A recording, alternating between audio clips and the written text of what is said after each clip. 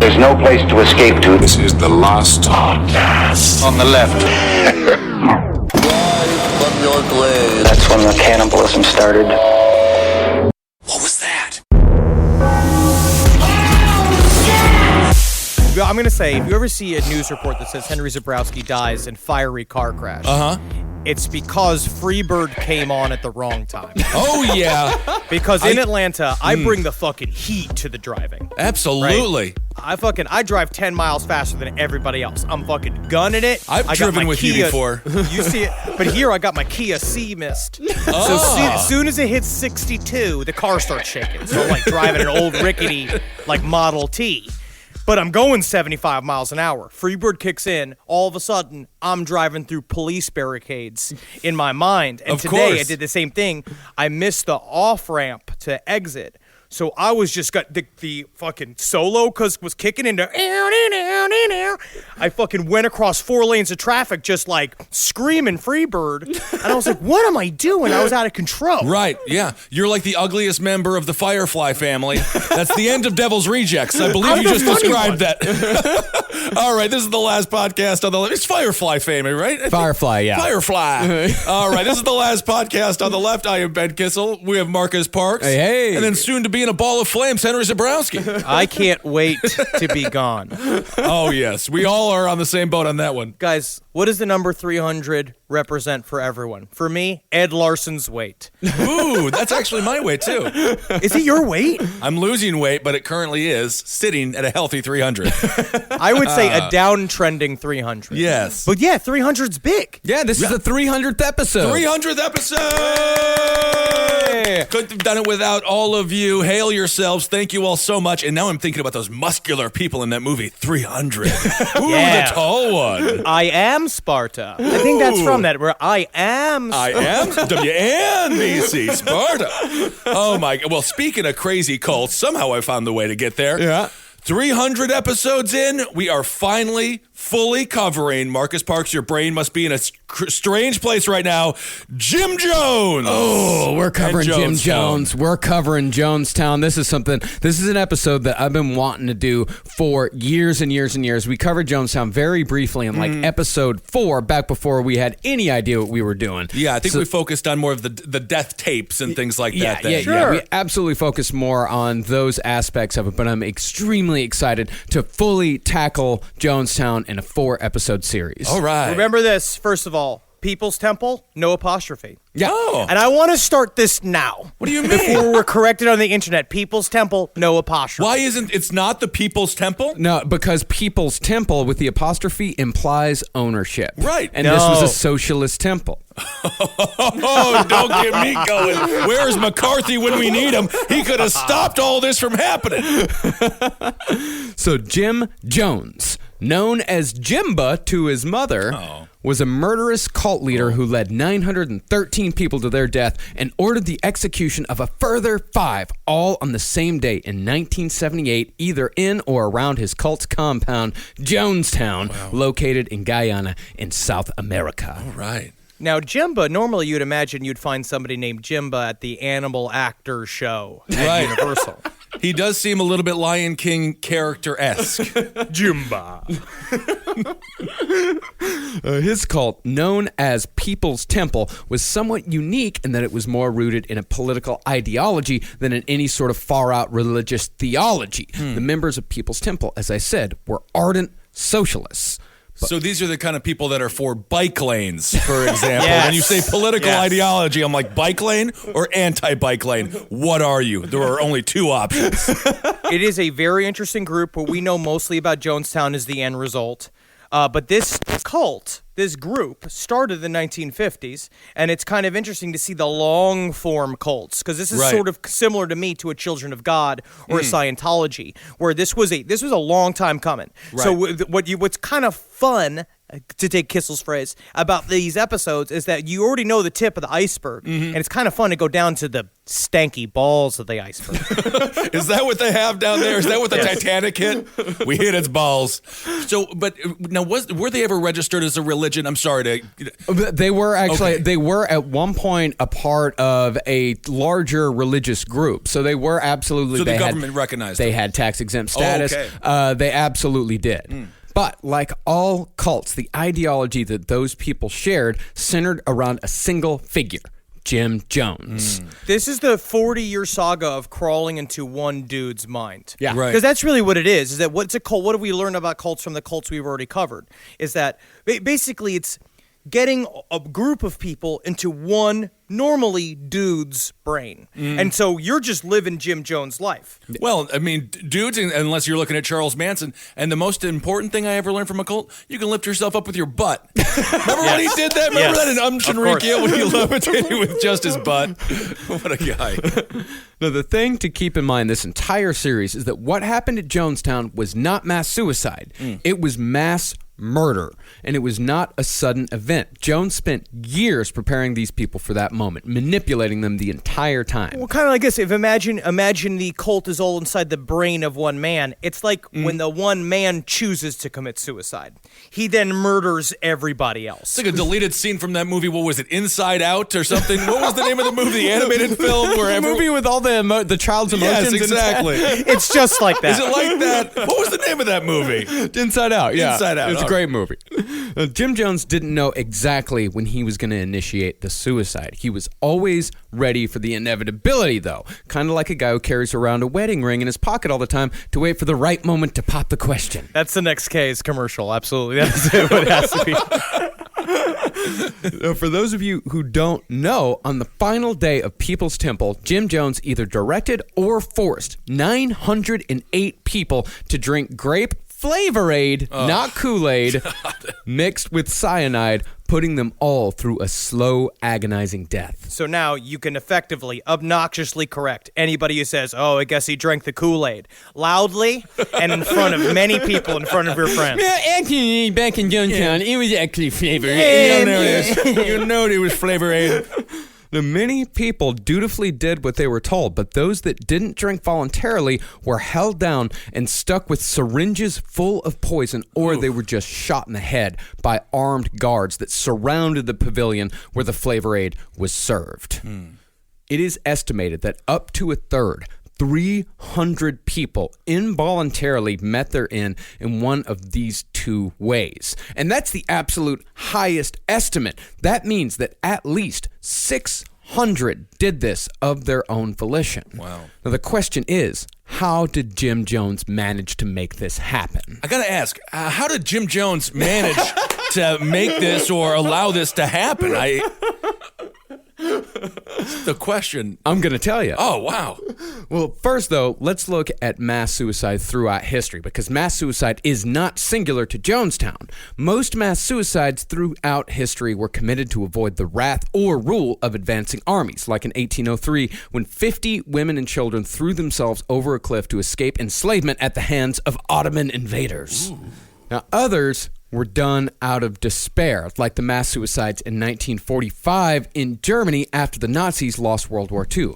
Rather than face defeat, 7,000 people in Berlin alone took their lives. And these were like mostly... a bunch of cucks.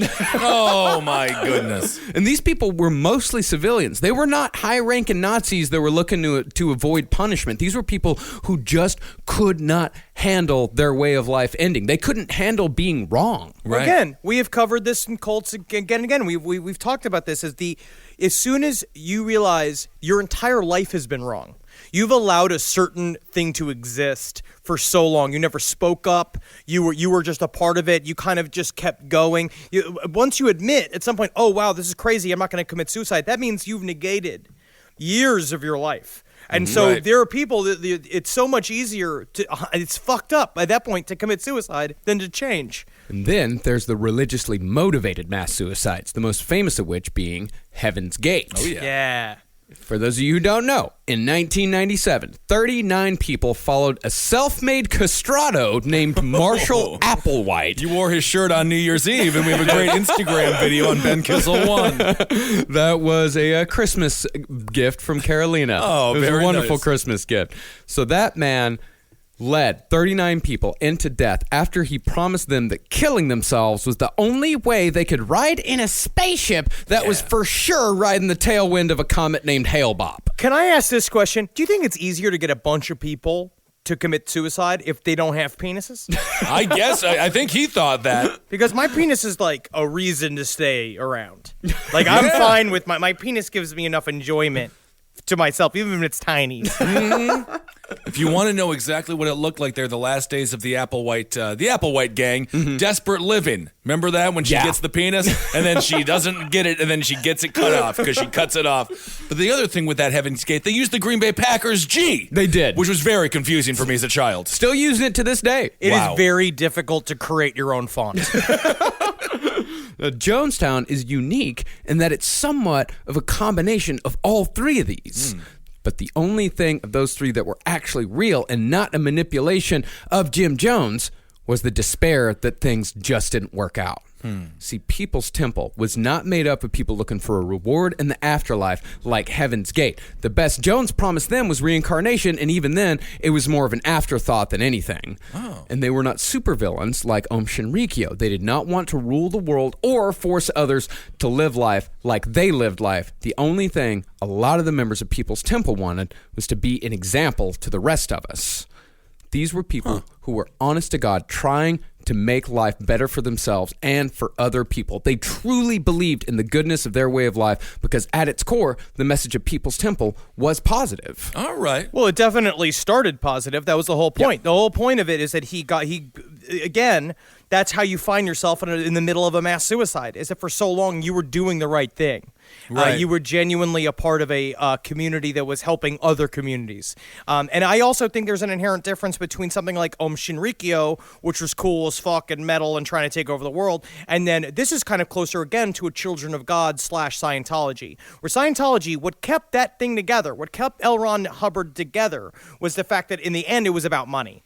He was trying to make money. And it's weird having that other side goal is what keeps it alive and keeps it going today. Where Jim Jones, again, what happened was that I think that the central question of all these episodes are going to be, how does someone go from somebody who is like genuinely trying to help society into maniacal, power-hungry cult leader that now, which is Kissel, you're going to have to watch out for with your fucking future in politics. Oh, yeah. Because that's where this shit always goes. Oh, yeah, and there's no way it's not going to go great. Not hundreds and hundreds of episodes of my voice being recorded on this show alone that could sink any political career despite any amount of charm. Well, these people, a lot of them did believe in Jim Jones, yes, but a lot of the others only believed in his message, and they let Jim Jones get away with a lot of shit because of that. They believed in racial equality, and they believed in social justice, even though that term has become loaded in recent years. But either way, People's Temple did great things in the 25 years they were in existence and made the lives of many of their members and many of the members in those people's communities better. All right. But at the center of it all was a man who could have walked the path of the righteous, but eventually chose evil. As an example of where People's Temple and Jim Jones started and where they ended, let's compare excerpts from two of Jim's speeches. Here's an earlier sermon made in a People's Temple church in San Francisco to hundreds of smiling people. You look out at the crowd, everyone's smiling, they're hugging each other. There's you actually feel like a love in the room when you watch this. Do you think it's drug related? No. This is not. This is a sober bunch. This is except for Jim Jones himself, yes, a staunchly sober bunch. All right. Like it was a huge rule. It's like the difference between looking at footage from the studio audience from when the Cosby Show was filmed then, and then now if you get a group together and show episodes of the Cosby Show to them now. Different reaction. Hindsight 2020. Sure. Let's hear this first one. Now will each of you give a very fond embrace, a salutary kiss of greeting to your neighbor, Let's fill this atmosphere with warmth and love. All right, that's the first All one. right, very nice. Yeah, it's very nice. It's very positive. Everyone in the crowd is hugging each other. Got a Bing Crosby Christmas special feel to it. He is, and this is before the sunglasses. Yeah. Oh, okay. Yeah. This is And that's before the also how you sunglasses. know when things go wrong in a friend's life. Right. If they start wearing tinted sunglasses inside, Right. that is always a very bad sign. Absolutely. Now, here is Jim Jones in his very last speech, made about a decade later, after the mass suicide, the mass murder in Jonestown had already begun. Well, you'll regret it this very day if you don't die. You'll regret it if you don't die. You'll regret it. Too many people?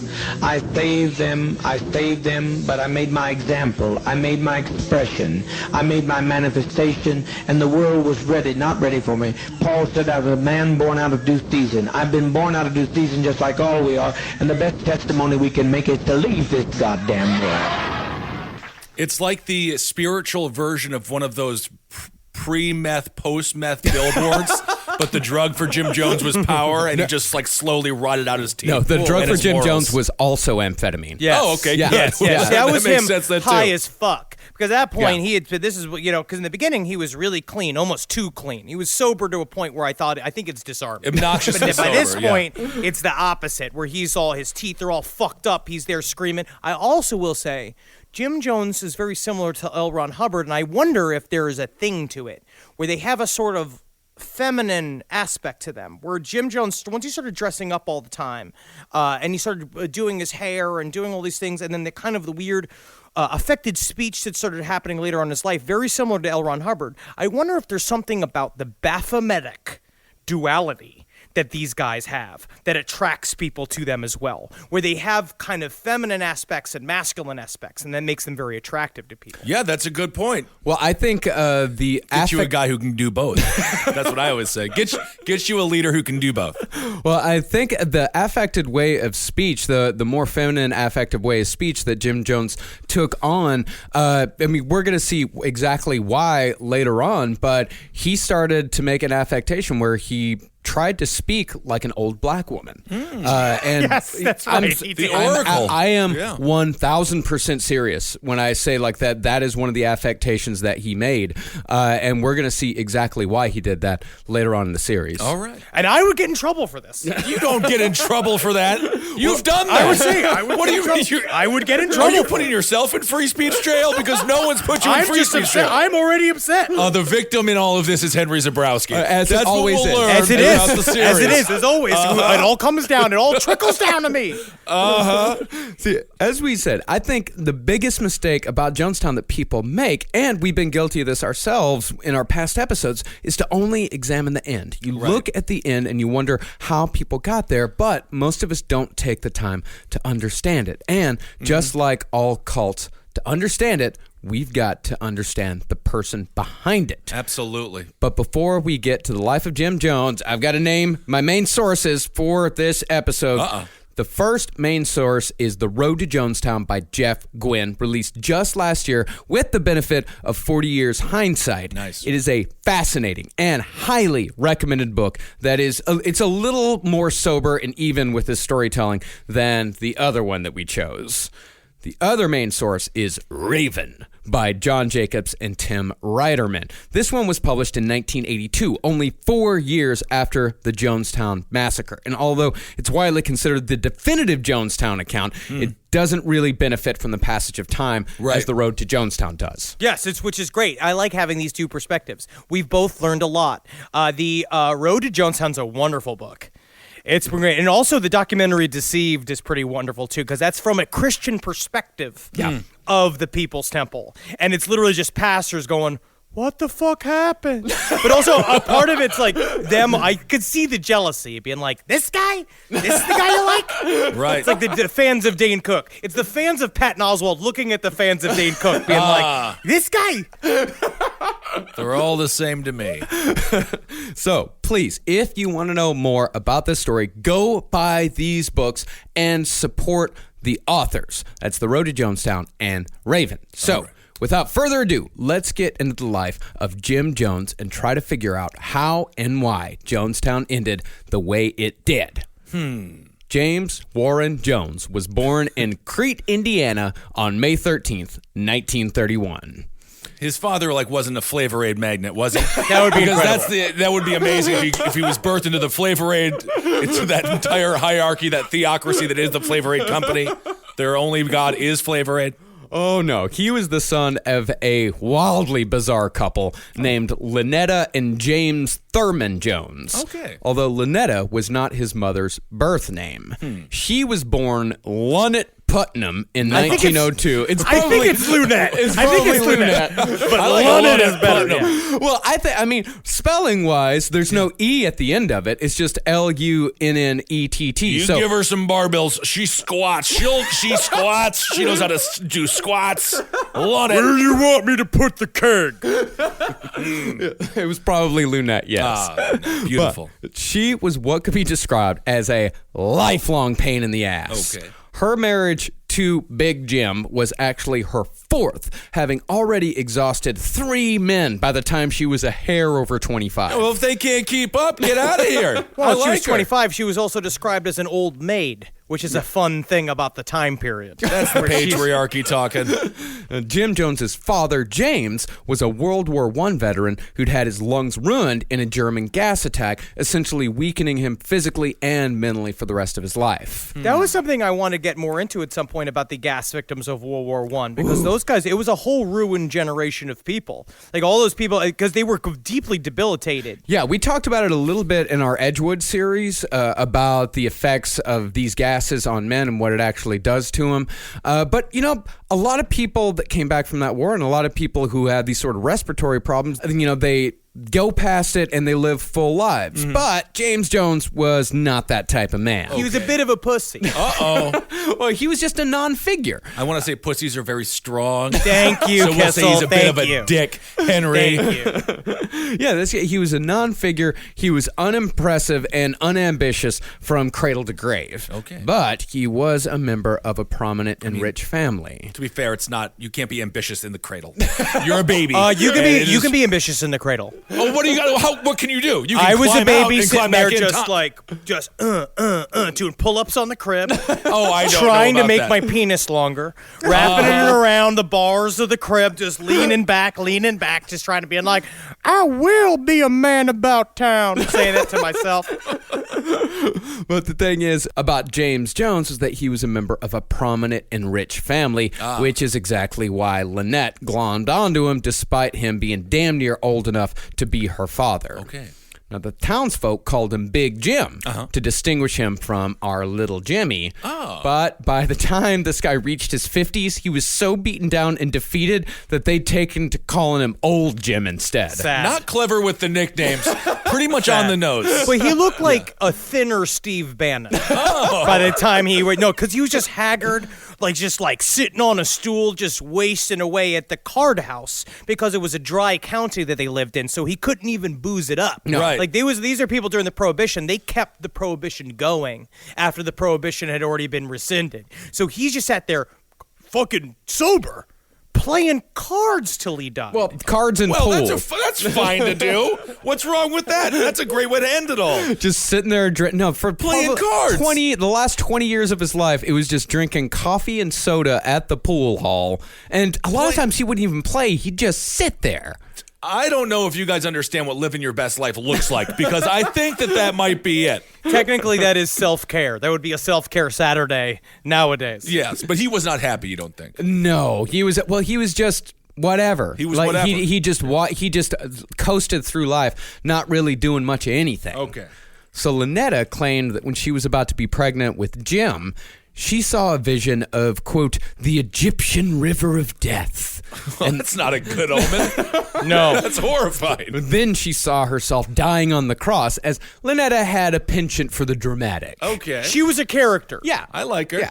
She said that she was then visited by the spirit of her mother, who told her that it was not her time yet, as she still had to fulfill her destiny of giving birth to a great man. Ooh. Now, knowing what we do about Lynetta, this is probably horseshit. This woman was constantly telling lies to make herself more impressive than she really was, and can be best described as a woman who never quite grew out of her snotty, rebellious teenage years. I like her.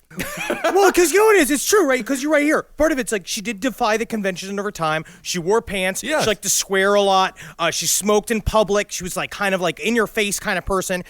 But the problem is she was just difficult for the sake of being difficult. Yeah, I but guess at the so. same time, but you can also see her bumping against a society that didn't understand that she wanted more from life. But the problem is that she didn't put the work in. No.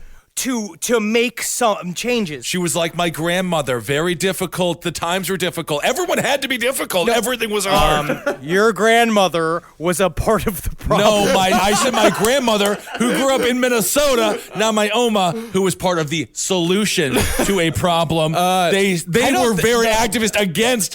They were against the Nazi party. Yeah, Ben, I think you need to be real careful about how you use the word solution. Oh, Solution. my God. I think solution is My very grandfather a once very again troubled started term. labor unions all across this world. In Africa, he was a globalist. He considered himself a man of the like world. he was constantly apologizing. He was like he did was apologize. constantly Everyone had to being Matt apologize. Damon. Well, he could have committed suicide, and then I wouldn't be here. Interesting. Well, let's just get an example of the difficultness of Lynetta Jones. First of all, her constantly changing names. She was born Lunette, but then she changed that to Lynette, and then she changed that to Lynetta. Only thing is, she didn't tell anybody she wanted to be called Lynetta. So she got super fucking offended when people didn't call her goddamn Lynetta. Yeah, Well, I think you gotta call her Lynetta. She took it as a personal offense because when she first met Big Jim's family, she was going as Lynette, and but then she wanted to started calling Lynetta, but they didn't know that. So they just they just kept calling her Lynette. So she took personal offense to that. You gotta find the game within the game. They didn't have Sirius XM. There was nothing else to do. The only thing they had to do was find ways to become upset, to feel emotion. So this was her approach. But it's like showing up saying that my name's Puff Daddy now, but I was just calling you Sean 2 weeks ago. Yeah. She also had apparently a filthy mouth. But this was Indiana in the 30s, so it sounds like their standard for filthy mouth for a woman was just saying damn a lot. She spit a lot, too. She liked to spit. Yeah. And she wore pants. Disgusting. I feel like we're being a little harsh on this woman who was just trying to survive in the 1930s in Indiana. She wasn't trying to survive. This was a person who she would so much rather say that she was a great person rather than actually being a great person. You have to say it first. You have to. Michael Jordan said it, I will be the best, and then he became the best. And you know what? Jim Carrey wrote himself a check for $1 million. And We now he know has like this. 100 We all times know that. the goddamn story, So- and now he's deeply troubled. Yes, he now is. he's gone. Well, mentally. he's an egomaniac. That documentary was terrible. But you know Well, I what thought it it is? was good. Is that I get it. You're from Indiana. A part of this whole, what they keep talking about in the road to Jonestown is that in Indiana, the whole thing about is conformity. At this time, it was Go along about to get along. forever, yeah, of Yeah, course. go along to get keeping along is up- what they say. Yeah, keeping up with the Joneses. You're in there. You're a part of a machine. You're a part of a neighborhood. You're part of a community. So part of it's like, yes, I think it would have been interesting if she. I mean, we're making judgment calls now, fucking 70 years later, 100 years later, whatever the time period is. But it's like we're making these judgment calls now, but. At the time, it's like, if you wanted to be different, you should have moved to goddamn New York. Not everyone just pick up and moved to New York. Not in the 1930s. That was still the Pony Express era. Am I wrong? Hey, man, back in the 30s, there were thousands of strong, independent women who took life by the fucking horns and made it for themselves. All right. Lynetta just wanted to sound big. You know, she just wanted to be different. That's all she wanted. She didn't want to be great. She just wanted to be different. She was, like, for example, she was a big believer in, like, destiny and reincarnation. She said that in a past life, she'd been a successful writer, a great woman, but in this life, her destiny had been ruined by pettiness and jealousy. She already did it in a past life. I like this approach to it. We're like, been there, done that. Now I'm on to my Cheeto phase, and I think I'm going to get some Flavor Aid. We're looking at the seeds that had been planted into Jimba Jones. Yes. These are the Jimba gets all of these lessons from his mother, and a part of it is the constant blaming of other people.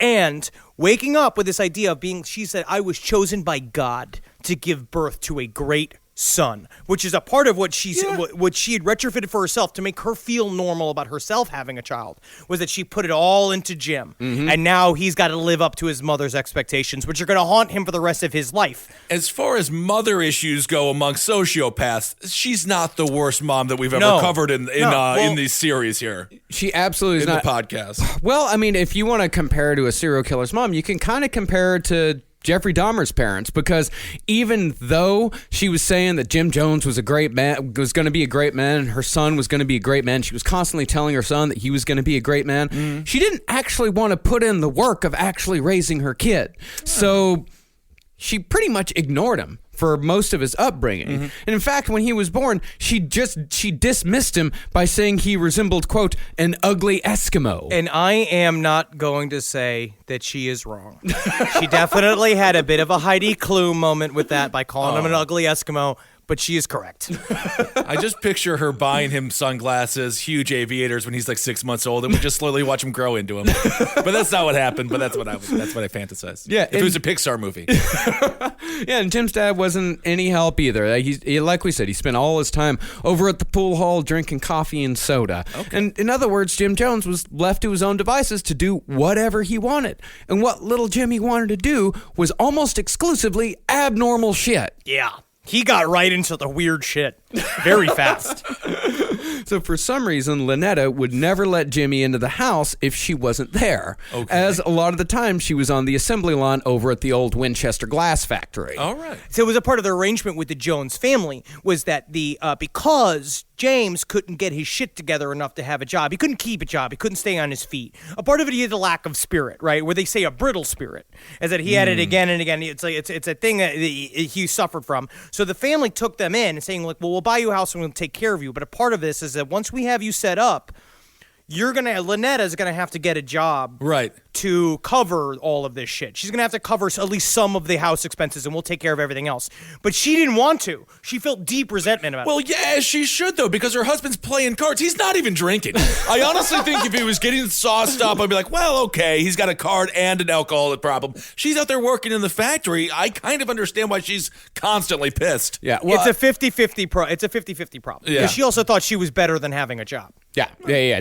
She thought that, and she also refused to talk to anybody in town. They'd try speaking to her, and she'd turn her nose up at them because they didn't talk about the great things that she wanted to talk about. She's a Roosevelt.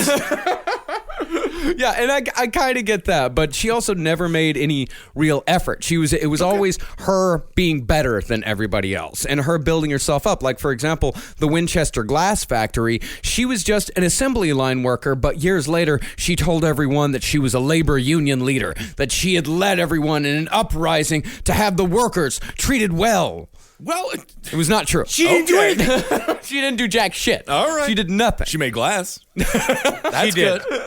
So while she was working, Jimmy wandered the neighborhood and was eventually taken in by a sweet old Nazarene preacher's wife named Myrtle Kennedy, which is, by the way, the perfect name for a woman who talks about church all the time. Absolutely. Myrtle. You want some thin cookies? Yeah. Love them. I made them specifically so you wouldn't like them. All right. She was a part of the Nazarene community, and the part of the Nazarene community is that if you join that church, you can't go to other churches. Yeah. A part it's very devout. They're very sweet, but they were the only group in this small Indiana town that evangelized. Everybody else didn't. The other groups was like the other churches, people would just come and go as they pleased. Right. Yeah. Right. I know the Nazarenes. Oh yeah, they were God-botherers, as people called them. They believed that if you did not go to the Nazarene church, you were going to hell. All right. Bar none. So in Jim Jones, because the Jones family didn't go to church at all. Which fucked up the whole town. Yeah. Because that's what people did. What they say is like the town, because the town knows everybody's fucking business. Everybody's on top of each other's bullshit. So a part of it's that like everybody does the same shit. On Wednesday, they all go see the movie in the town square, which is what they actually did. They all go shopping on Saturday, and on Sunday, everybody goes to church. And when you don't go to church, you stick out. But little Jimmy Jones started doing it, and he was weird about it immediately. But this is good. So he's understanding religion is a social construct used for economic means, for jobs, for relationships, nothing to do with God. Yeah, and guess what he does? He twists it till he kills 900 people. Well, he only killed 300, and then the 600 did self-kill. No, he killed them. No, like, he murdered all of them. That's like, a good point. This is, once again, Jonestown was not a mass suicide. It was a mass murder. Immediately rolling back every time. Oh, no, that is a good point. Oh, yeah. That is, scale it back.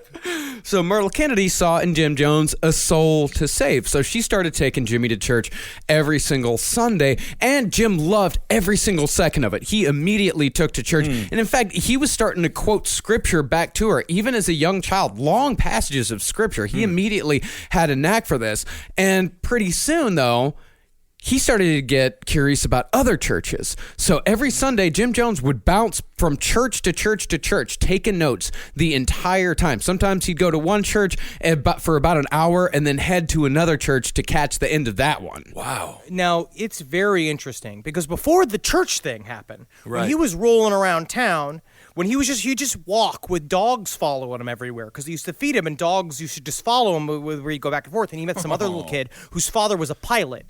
And the first thing that Jim Jones said when he met this kid and the dad, he's like, I always wanted to be a pilot. And they're like, okay. So he went and he became obsessed with planes for like 6 weeks and then dropped out and started doing the church shit. But this guy, what he started realizing immediately was, obsessions and things like this is how you fit into society with people. He never once felt the genuine pull towards church or towards airplanes. It was about seeing how everybody responded to the people, the guy is a pilot. Watching the guy as a pilot going to the airport, watching all these people respond to this pilot with respect and giving him power. When he goes to the church, seeing this priest lead all of these people again and again and again. So immediately he's like doing math. He's Martha Stewarting it, watching the holes where he needs to go. He sees the Matrix. He doesn't feel emotions. It's like when a friend starts becoming like a craft beer person. All of a sudden they're just like, now they're all about craft beer and all they ever talk about is hops. And the worst is when they start brewing it themselves and you have to taste it and be like, that's good. That's good. So do we know what he was feeding the dogs? Why were they following him? Any ideas on that? You'll see. Okay. So he's going around church to church, almost like someone at a Comic-Con. Yeah. Just going to find out all the different exhibits and really trying to learn. Yeah, I mean, he was learning the entire time. And like Henry said, he was absolutely obsessed. And that obsession had a huge effect on his behavior and how he thought about things. And since it was obvious he had weirdness in his blood, he started doing weird shit that freaked all of the other kids out. Now, even as a child, Jim Jones was obsessed with death. One night, he took a bunch of other kids on a field trip to the local casket factory. Cool job. Awesome job. The local casket factory, like everyone else in town, left their doors unlocked, so the kids were able to just walk right in. Different time. And once they got inside, Jim directed all the kids to lie down in the coffins so they could all feel like what it was like to be dead. Cool. And he didn't do it just once. He did this multiple times. And every time he did it, fewer and fewer kids came along with him. They didn't want to meditate. That seems, it could be very relaxing. It is very relaxing to just mime the sweet release of death. Yeah. But he also just go in, and it was true. They said they would eventually watch him go by himself. What are we talking here? 12, 13, 14 years old? He's pretty young. He's not quite 10. This is like 9, 10. Okay. So he's a savant. Yeah. Of the creepy, leadership art. of the disgusting of the morbidity. creepy, Of dictatorship. Yeah, and then there were the animal funerals. Jim would trawl the town looking for the corpses of small animals, and once he found them, he'd invite other kids along and he'd hold elaborate funeral services, sometimes in the middle of recess. This guy, I mean, he could have just been a very successful, wealthy televangelist. He's got a Joel Osteen vibe, Benny Hinn type thing happening. He was. Yes, I don't. Well, I know. Obviously, we'll get into the dark turn here. But at this point, there are some good things that you could carve into a good person. He could have been a lot of things. He was trying to be like the heavy metal version of a preacher for a while, being like, I walk the walk, I don't go, and I will get into this. But he didn't like the idea of personal, flashiness. Yeah, and so when those funeral services started freaking out the older kids, and they stopped coming, just like they stopped coming along with him to the casket factory, Jim got the bright idea to make the younger kids attend. And those younger kids were just happy for the attention of an older boy at first, but when they tried to leave, Jim would bully them into staying. And then after that, Jim Jones was introduced to who seems to be his very first hero, Adolf Hitler. Oh, wrong choice. Oh, Jim, you made the wrong choice. Wrong choice there. Well, it's all the other kids, just because it's like a time showing these newsreels of World War II. Yeah. And all the other kids they love playing like Americans and running around being, oh, yeah, I'm here to save all the concentration camps. What are concentration camps, little Billy? I don't know, but we're going to find out soon, I bet.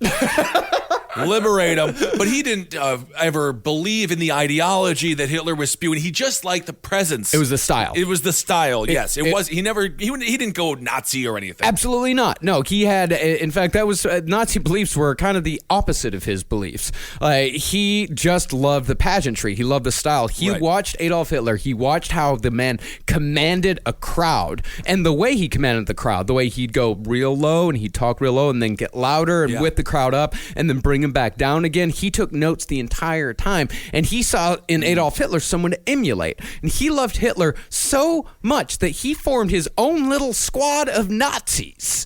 And he pretended to be the Fuhrer instead of a member of the Allies, like all of the reasonable kids did.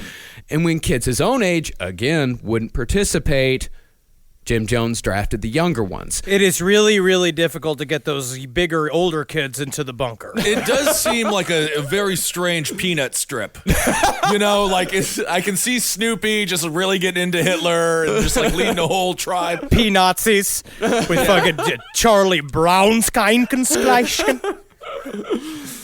Jim would take these kids out to a secluded area and direct them to goose step while Jim pretended to be Hitler like they were at a Nuremberg rally. Jeez. And when the kids screwed up, Jimmy would hit him in the calves with a branch. He was about 14 when he was doing this. He would have been an incredible record producer. Honestly, if he wanted to be. He was. Eventually, Jonestown, eventually the People's Temple recorded some pretty good albums. They always do. They always do. And they're always fine. The only one was the Source Family, which we'll do at some point. That was the best fucking cult albums I've ever heard. It's all jammy. It's got that African. It's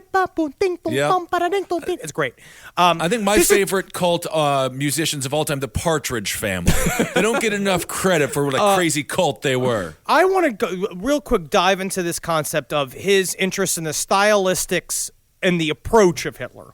Is that I think that a part of this has got to do with it's a weird form of either sociopathy or what it would turn into some sort of behavior he was always off. There's to me, there's something even more nefarious about separating the style from the substance of Hitler than just being a Nazi. I think a part of it's yes, you can hate and buy the idolatry, the ideas behind Nazism, right? And fill with this hate, and then eventually either release it or be proven wrong or live your whole life as a person filled with hate.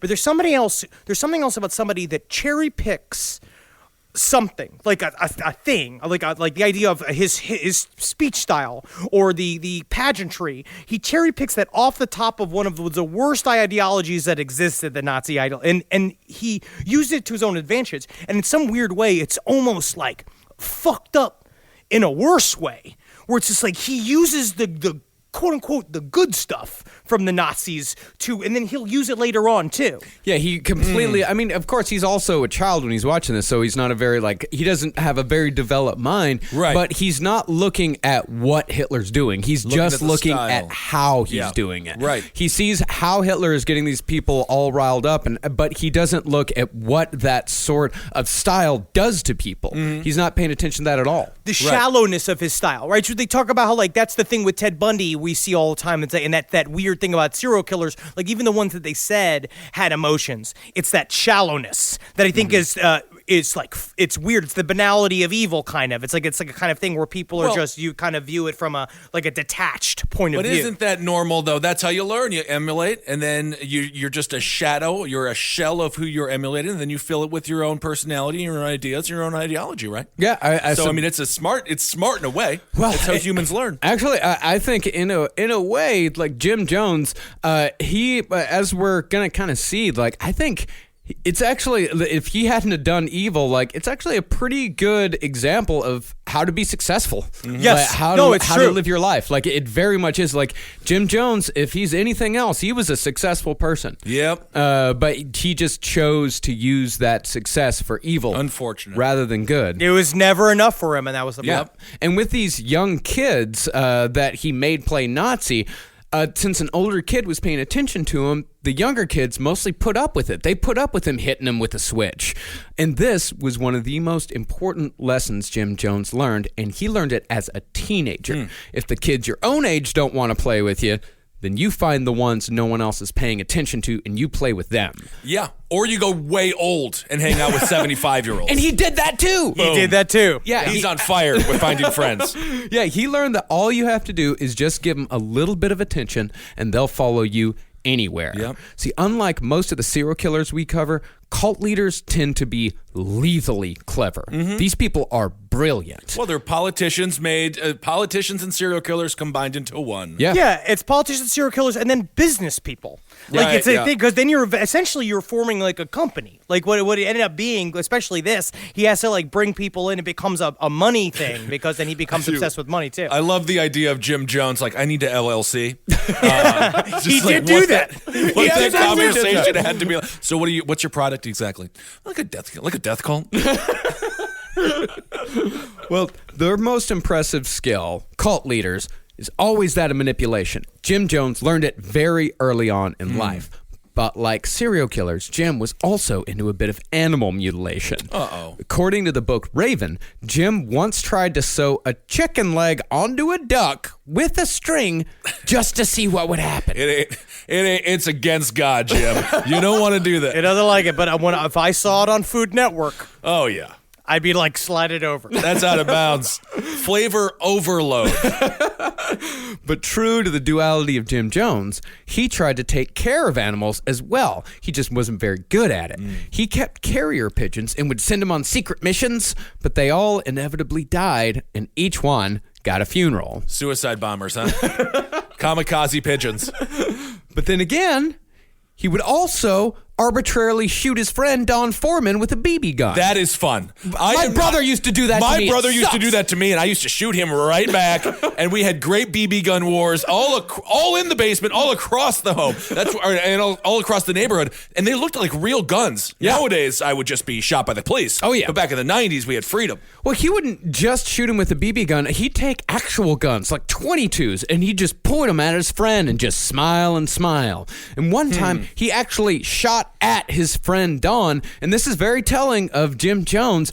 Don was hanging out at Jim Jones's house, and he's like, all right, well, I gotta go do my chores. And Jim Jones was pissed off that he would leave, that he would even think about leaving before Jim Jones let him go. So as Don was walking away, Jim pointed a 22 at him and shot it in his general direction and hit a tree right next to the guy, and it hit close enough where bark flew off and hit his friend. Not good. But it's definitely a part of his own his ego was so fragile that he could not do an activity that other people weren't into. Is that if other people were doing if he was doing something he was really into it, and if somebody rejected it, it's like they rejected him. And they would reject the thing. Like, because you didn't like what I was doing, I'm taking personal offense, because that means like you're rejecting me. We're just being like, no, we just didn't want to play with the fucking chicken leg attached to the duck anymore. Well, it seems like a fun thing to do, but this is something throughout his entire life. If someone didn't want to go along with what Jim Jones did, he would consider it a personal betrayal. And that would happen every time someone tried to leave his church, because people were coming in and out a lot. And every time someone tried to leave, he took it as a personal betrayal. Did he sew a chicken leg to a turkey every time he was upset? And then eventually Guy Fieri picked it up. Oh. That's what happens. It turns into, that's the first lazy version of the turducken. Guy Fieri. But yes, and by the way, R.I.P. American Grill. Yeah. I went there the final day, December 31st, and you could tell the wait staff was happy to be done. But yes. It was sad. It was sad. Well, then again, from a young age, Jim Jones seemed to have a genuine interest in equality and social justice. As a teenager, he'd go over to the side of town where all the black people lived. He'd stand on a street corner and preach about everyone being equal in God's eyes. and people listened. Because remember, this is Indiana in the mid-40s. There weren't a whole lot of white people coming over to the black side of town for any reason. It was, and I believe still is, the Klan capital of the country. It's pretty fucking awful. And it wasn't just a white person coming over to their side of town. It was also a white person coming over to preach racial equality. And although I do think Jim Jones truly believed in racial equality, as many of his followers did, as all of his followers did, I think Jim Jones may have also seen in this a path to power. He saw injustice, yes, but he also saw people that nobody else was paying attention to. It was very smart. He realized both. It was like his own personal politics mixed with this. And then what is a stronger game than a thing that you do believe in yourself? It's not horseshit. So at the very bottom of it's not horseshit. You don't have to spin horseshit. You do believe in what you're doing, but at the same time, it's going to help your bottom line. You find a market. Yep. Yeah. Underexploited market. And that's one of the biggest complications in the story of Jim Jones. I do think he had good in him. I do think he did. At times in his life, he genuinely cared about others and helped them in astonishing ways, especially when it came to race relations. But considering how things eventually played out, you got to ask yourself, did Jim Jones truly try to follow his good intentions but still lost to evil? Or was he always a sociopath who just saw a situation to manipulate? And I think that's the question we'll wrestle with this entire series. But I think it's very interesting. I don't think people that are good all the way through ever really end up here. I think in the end it's got something to do with the shallowness of his choices to begin with, and we'll get into this. I'm interested to see when the turn came, because at this point, it seems like we have potential for an actual good leader. So much potential in him. He is a very disappointing figure. So let's get back to Jim's childhood weirdness. He somehow had an extensive knowledge of sex, which joined religion as pretty much the only two things he talked about, although no one really knows how he got the sexual information or if any of it was correct. No, I feel like it may have come from his mom.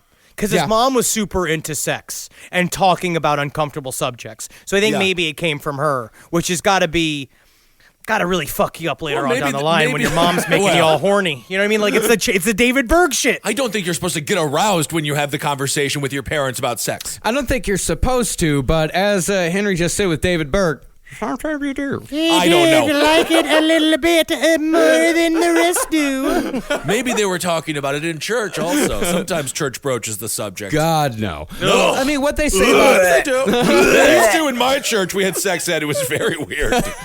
Very weird. Well, what they said about, what Jeff Gwynn said about Indiana in the road to Jonestown was that, this was a farming community. Sex was everywhere. I mean, you saw animals having sex with each other all the time. Chickens fucking dogs fucking cats, cats fucking people, crows fucking crows, because they are racist. I love crows. Yeah, and these are houses with very thin walls, sometimes houses with, mom and dad in the same room as the kids, so sex was definitely heard. It was definitely seen, but it was not talked about. Well, and it really wasn't like a Red Shoe Diaries level. No. It was definitely like a guy named like Father Ted being like, all right, Mary, roll over.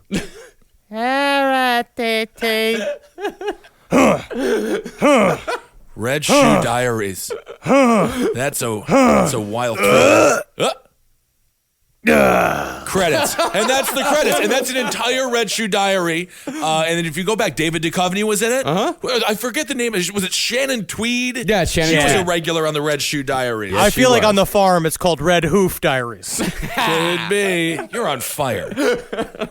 Well, Jim Jones also, according to childhood friends quoted in Raven, had a real big honker going. I can see What do you mean? Hold on a second. What? Big honker. He had a real pig's hog. Yeah, he had a set on. Like down there. Yeah. And Jim would also convince the other kids to have literal pissing contests. But Jim always won, and it was said he could pinch his peen in such a way as to get the stream up over a rooftop. Now, Lynette, is it Lynette? Lunette? Your child, I've never seen a child urinate the way that your child urinates. He's gonna be a leader. I told you my son's a great man. You know that when the doctor first showed me to him, I said, let's check this out. And I could fit a whole dime in his urethra. Now, his weirdness continued on into high school, where he took his mother's example in bad social habits and wouldn't speak to anyone unless he spoke to them first. Okay. He was also one of those weird kids who wore his Sunday best to school every single day. He was a school character. Like, that same thing where it's very similar to Jeffrey Dahmer, where he got his attention any way that he could. So he would dress up every single day like he was going to church. He would hold funerals during recess, and he would talk about Jesus all the time. Honestly, I would have another situation where I would have been friends with him at this point. Yeah. Without a doubt, I would have just been like, "What can I do, Jim?" He'd be like, stand there, look fat. I'd be like, "I can do that, Jim. That's my Jim, best. I can do that. That's what I do best." Now, did he wear one outfit or multiple Sunday outfits? Because that makes a big difference. Well, it was slacks and a white shirt. I'm sure he had more than one. Okay. Because he was always clean. He wasn't like, a dirty kid who, just wore the same shit over and over again. Also dressing like a Target employee? Did Target look at that and be like, that's going to be how we dress all of our employees? And sports-wise, Jim was terrible, but he'd always be down for coaching a team. And he did have a knack for organizing. At 14, he put together a basketball league involving all the surrounding towns. He took stats. Everybody loved being a part of it. And it was successful for a while until Jimmy led a puppy to a trapdoor and let it fall to its death during a league meeting. Well, what the heck? No one really knows why. They were all hanging out. They were having a league meeting. And Jim was like, check this out, guys. Hey, guys, look. You ever seen an episode of Mr. Bean? I don't. You know, doesn't Mr. exist Bean yet. can live through anything. He can do absolutely anything. And you ever ask yourself, can a puppy live through anything? I just don't. I named him Mr. Bean. I mean, Now let's see if he survives this episode. Mr. Bean falls down the stairs. I'm just here to learn pivots and how to shoot a basket. But he also he's kind of like Rushmore. Yeah, just kind of trying to do whatever, All right. But after he pushed a puppy down a trap door, no one wanted to play for Jimmy anymore. What's the point of these trap doors? You always hear about trap doors. Why? It's a goof? For trickery. What's the point of a trap door? Trickery and if you got to get rid of a bunch of pumpkins in one go, like the pumpkin sale didn't go well. Oh, we got to take it back out the door. No, put them to the trap door. I don't know where the trap door goes. We've heard about trap doors our whole life. I have no idea what's the point of a trap door. Anyway. Trickery. For what? Trickery, yeah. Yeah, but why? Why build it in? Why? Bandits come in. You got to have a place to go. All right. But this whole time, Jim was still focused on church, if not the Lord. Although he was fascinated by all the different services, he was most attracted to the apostolics. Now, apostolics are one of the crazier sects, known for laying of hands and speaking of tongues. Apostolic sounds like an adult It sounds like a XXX film set to like Bethlehem and like the wise men are involved. It's the apostolics. Apostolics. Apostolics. Yeah, apostolics is a totally different. Yeah, this is very strange. Well, I've never heard the goddamn word said. I just read it. All You did right. great. No, I think You you're did right. Yeah. I like where you took it. Well, they were So that's a extremely. Red Shoe Diaries I would watch. The apostolics. Well, the apostolics put on extremely theatrical services. And in these, I think Jimmy found the kind of service that combined the messages he enjoyed from the churches with all the excitement and crowd participation of a Nazi rally. But the biggest contradiction was Jim was never really all that interested in the concept of God itself. Like I said, he was not concerned with the why of preachers and churches. He was more interested in the how. Well, it's because his mom was an atheist. And she was a very rare atheist at the time, too. And because his father said nothing, she just pumped this kind of stuff into him. So he came out, and I love this concept of he hates the sky god. Ugh, yeah, that's what he would say, is that he didn't care about this sky god. He was extremely condescending with all of this shit. He was, you know exactly who this guy is. He would have done great in college in 1997. Absolutely. Christopher Hitchens and he could get along and talk a lot. Oh, yeah, he'd Hitchens. spend a lot of time on Reddit these days. Yes. Well, a bit of a war hawk, Christopher Hitchens. Other than that, I really appreciated it. Yeah, Jim Jones, I mean, he was more interested in the actual teachings of Jesus, helping the poor, sharing and living equally. In other words, the inherently socialist nature of Christianity. Sure. In fact, Jim Jones, he was an atheist as well, which is one of the reasons why he took a little detour before becoming a man of God. And while on that detour, he would meet his wife, Marceline. All right. Marceline seemed nice. Marceline seemed very nice. That's a great name. I like Marceline. I don't think I've ever heard that as a name before. I haven't either. It's a very nice name, and she was a nice woman. Okay, good. So in 1947, Jim's father died of respiratory failure. By this time, Jim and his mother had already moved on to Richmond, Indiana, leaving old Jim behind as if he never meant a thing to him, and he probably hadn't. And the saddest thing is his father died the same day he finally got 4 aces. 4 aces in one hand, and he passed away that day. And Kenny Rogers was actually playing the game with him. Oh! And he went, oh! Like, and then he started scribbling it down with the quill. And they're like, what you writing, Kenny? The best song in the world about doing dumb shit. Do you think how suicidal is Kenny Rogers having to sing that song, or do you think he's come full circle now, where he appreciates the millions and millions of dollars it's brought He in? loves that song. Yeah. He loves that song. Yeah. Unironically, he knows. Okay. It paid for his entire puffy face. Everything. It's just filled with stem cells. But it is good. They got to know when to fold them. Now, neither Jim nor Lynetta attended old Jim's funeral, and in the last years of old Jim's life, Lynetta took multiple lovers.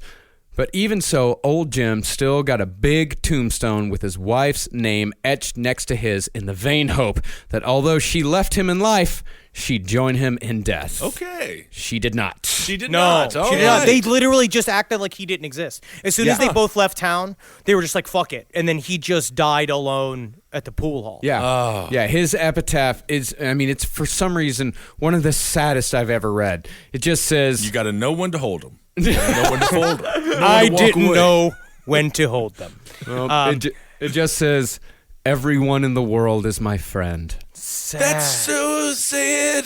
That's so sad. But it's also sweet. If everyone was It's his not. friend, then it would be really nice. It's very sweet, but If it was like Bob Barker's tombstone. Yeah, Not because yet. he had Not many yet. friends. He had many friends. Did Bob Barker die? Yeah, No, he did. Yeah, he Oh. died, right? I think. I think he committed suicide by cop. I'm not really sure. He I did don't something know about weird. that. Over the Plinko? Yeah. But he did, he just sat at the bar alone. He had no real friends. And that's kind of reminds me of you remember the movie Barfly? Of course. That's based off the life of Charles Bukowski. Yes. Mm-hmm. With I forget what, Mickey Rourke plays him, and Yes. he goes, this was for my friends. This was for my friends. Like, just like pointing out to the whole bar, and everyone's just trying to avoid eye contact with him. Yep. Yep. There's always one of those sad guys at the old bar. Yeah. One thing they did do though, they did not bring Lynetta back to Indiana because she did die in Jonestown before the mass murder. Oh, But okay. she did die in Jonestown. But still, for some reason, they still etched her year of death and date of death on that tombstone that was right next to that she shared with old An Jim. analogy for how shallow the entire Jones family was. Yeah. It's the only thing that makes a gravedigger sad is an empty, unwritten on tombstone. Yep. He has to do something. He's gotta just do like, something. I handle bones and corpses all day long. I will not see a tombstone with writer's block. So when Jim and Lynetta arrived in Richmond, they were no longer getting financial help from old Jim's family as they once were. So Jim had to get a job alongside Lynetta, and he got a job as an orderly at Reed Memorial Hospital. And he turned out to be surprisingly fantastic at this job and seemed to relish in taking care of the most disgusting aspects, like cleaning up vomit, moving around dead bodies, and disposing of amputated limbs. Someone's got to do it. Yeah, someone's got to do Absolutely. it. And he saw the gap of being like, if I go do this with a smile on my face, I'm going to work my way up really high in this hospital. Sure. Yeah, and Jeff Gwynne, he wrote that Jim would even make things like changing adult diapers and giving sponge baths. He'd make them fun. Well, how could you? He'd just have fun with it. I'm going to Whistle. say this. Honestly, in any other context, I don't ever really want an orderly who makes sponge baths fun. It's like having a funny dentist. I don't need a funny dentist. Ugh, I Because it's hate just a something funny about- dentist. like a funny I dentist. hate a funny dentist. It can be fun. The experience, you But should have a honestly, laugh. Once I'm so fully debased that I'm in a warm bath and my family is no longer involved with me and they are cleaning shit from my hole, I don't want any fucking yucks. I want this to be a business-like procedure that is done as fast as fucking possible. That's the I don't want prime of you your running life. your late night tight five on me. Well, I can't feel my goddamn feet anymore, and no one's here to take care of me. And I know you, and I know for a fact you are going to love it. You are going to Yeah. Like how red it is? Because I've been eating a lot of beets. Yeah, I like to change the color of it, and I can do it by anything I eat. I'm making this fun. I'm the one who makes Beth's fun. a nightmare. And speaking of just having fun with it, Jim also managed to get a job for his childhood friend, Don Foreman, although this was not fun for Don. Oh. Jim picked right back up where he left off in torturing his old friend. He knew Don was deathly afraid of the dark, so Jim made sure to assign him shifts in the darkest depths of the hospital. Conquer your fears. I don't know, man. Because he's also At this your point, I have learned only... Well, other than the small animal mutilation, but at this point, he's not the worst guy on earth. His mom isn't that bad. I feel worse for his father. Yeah. I know he's married. He's taking care of the elderly. Jim, I just gotta say, been a long time. Been a long time. Been friends a long time. It's really been great just being around you. Thank you so much for the job. But I feel like maybe we could deal with a little bit less of the punking, a little bit less of the pranking, and maybe we could just be like normal friends, you know? Shut the fuck up, Donnie. See that light switch over there? Why don't you go turn that light switch? Just turn it to off. But I kind of said something here, Jim. I said how, like, maybe I don't really want to do something like that, you know what I mean? Because sometimes things give the heebie-jeebies about being in the dark, you know, so... Just turn it off. I don't really understand what I'm supposed to be learning here, Jim, but I don't really understand. Gotta go. Oh, no. And another time, Jim made Don go into the room of an old man who had elephantitis of the scrotum, just to make him squirt. Now listen, These Jim. balls were so big they drug the ground. Now Oh, listen, my Jim, goodness. I want to say just straight up top again, thank you for the job. It's been, again, a really long time, friends. It's fun to be around you. You really know how to yuck it up. You dress nice, but I'm not really comfortable in front of an old man with regular balls. I don't really want to be in front of a man with big, grotesque, deformed balls. Is that just me? Maybe I'm being difficult. Maybe I'm being judgmental. Yeah. You see that light switch? Yeah. Turn it off. Oh, anything could happen to me now. As soon as it's dark. Elephantitis. Oh my God. There's that. Did you ever that BBC show? I think it's just called Strange Bodies. Yeah. It is. I saw an elephantitis of the balls, and yeah. my God, that looks painful. It looks extremely painful. Yes. Wow. But even though Jim spent a lot of time fucking with his friend, he was fantastic with old people. Jones was excellent at bedside manner and could make even the most difficult patient smile. Aww. Years later, he would use these skills to attract elderly people to his congregation, as elderly people actually made up a large part of people's temple.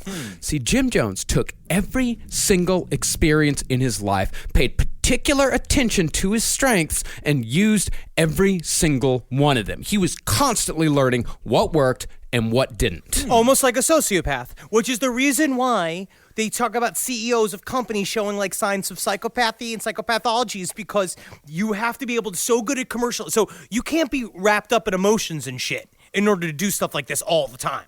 He was so capable that it's scary. Yeah, absolutely. I mean, this guy, he turned out to be evil. He absolutely did. And that's one of the tragedies of Jim Jones, is like using these skills, he could have very easily been a great man. Yeah, it seems like he's doing some good service at this point. He really is.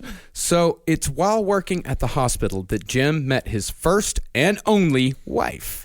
And although she would be far from his last lover, he would be her first and last, as far as we know. That's all she needed.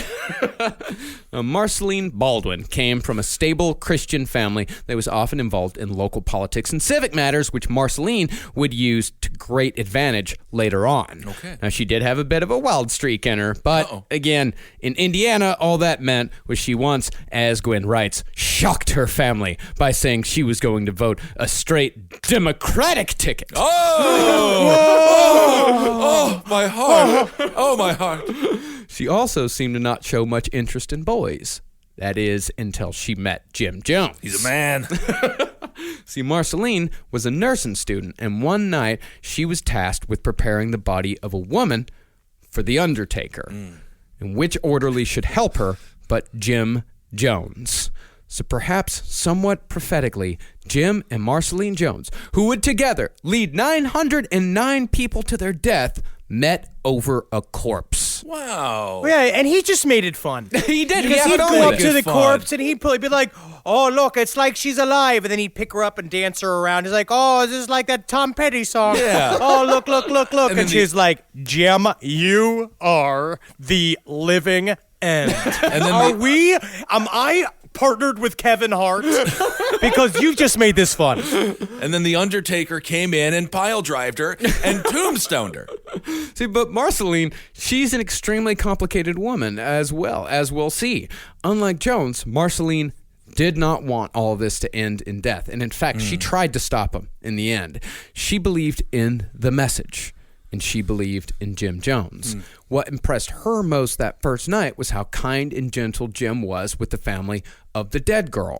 And I think when Marceline saw how Jim acted that night, left such an impression on her that she figured anybody who had that sort of compassion had to be good. It's almost like Jim Jones instinctively knew that about everybody, and he knew that people would therefore believe anything that he said as long as he did some of the most very intense and personal care at the hospital. Yeah. And he would learn that later on too. It's being like, well, so by leading by example, he can then also get everybody to trust and do whatever the fuck it is that he wanted. So because of that moment, Marceline essentially became the first follower of Jim Jones. And despite his many glaring flaws, Marceline always followed him, even when she didn't agree, because she believed in the message. Now, is it like Fight Club where you had the big booby Bob? Did the guy with elephantitis for balls, did he go or elephantitis balls? Did he follow second? He died. He did die. Yeah, he died. God. But I'd also, he'd also be like, Marceline, I can't help but see you're dating old Jim there.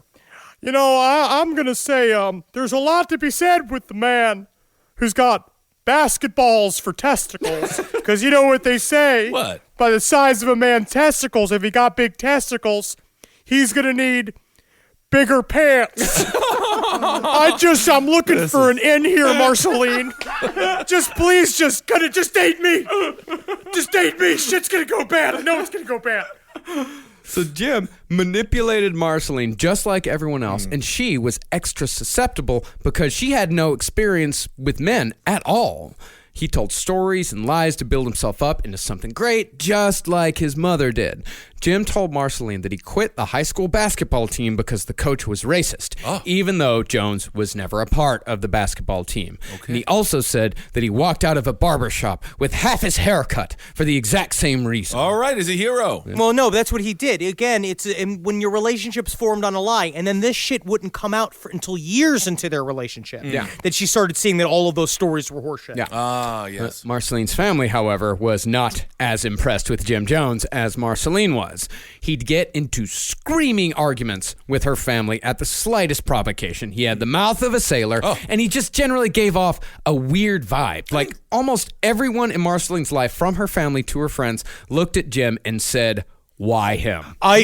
Listen to your family when it comes to your partner, and I really do believe, believe this wholeheartedly. If everybody around you is saying this person's a problem, because last podcast left, we've always been on the idea that serial killers and these people are never the quiet ones. You never not see it coming. Right. You always see it coming. It's always they're always weird. Yeah. If they're gonna do fucked up shit, they've been fucked up forever. They just got finally the weird green light to do the fucked up shit. So it wasn't healthy arguing, though. It wasn't like a healthy debate. No, absolutely not. He would get angry. Yeah, it was just, he'd just fly off the handle at the slightest provocation. And yeah, like Henry said, if your family says he's bad, if your friends say he's bad, or vice she, versa, he or she, if they say that this person is bad, listen to them. 99.9% of the time, yeah. Yeah. But back then, what Marceline's family and friends thought was that if she saw something in him, because she was such a good person, she was so sweet, if she saw something in him, then there must be something there. They're wrong. Tell the court they're wrong. Tell the jury they're wrong. While the two of them were dating, Jim decided he wanted to be a hospital administrator because he was very good at being an orderly. And he didn't really want to go to med school, but he figured that one day he could work his way up into running a hospital. He couldn't be a doctor, so he'd be the guy that told the doctors what to do. And then when he's like 75 and he's in one of those rooms being taken care of by another nurse, he'd be like, I finally made it to the top of the food chain. Finally now did it. I am the one being taken care of. So, in order to get there, Jim Jones started taking classes at Indiana University in Bloomington. Hoosiers. Uh-oh. And while there, his roommate said he woke up one night from a spot in the top bunk with a sharp pain in his back. Jim Jones was on the bottom bunk. And at first, the guy on the top bunk thought it was just a loose wire in his mattress, but then he heard this weird hissing sound coming from the bottom bunk. And when he looked down there, he saw Jim Jones working a hat pin in and out of the mattress going,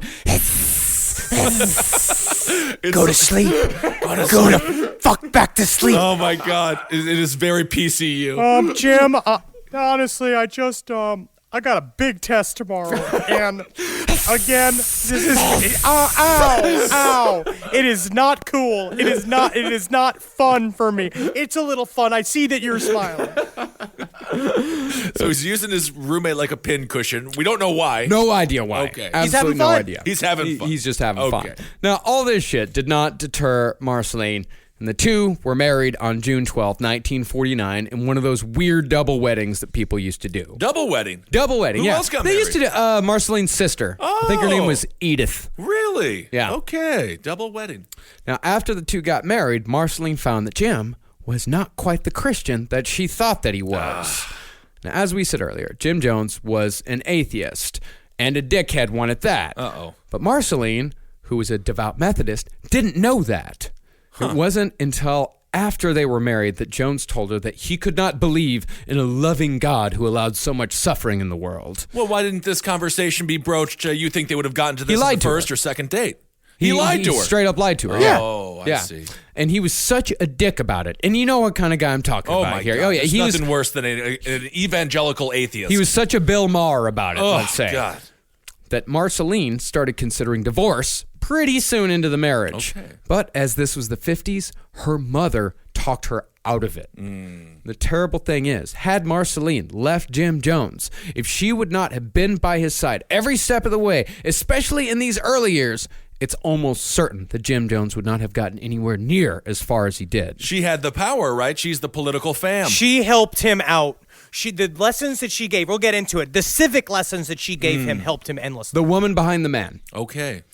So if Jim Jones was an atheist, why did he become a preacher? The answer... It's almost like preachers are liars. No way, Kissel. The answer is socialism. Oh.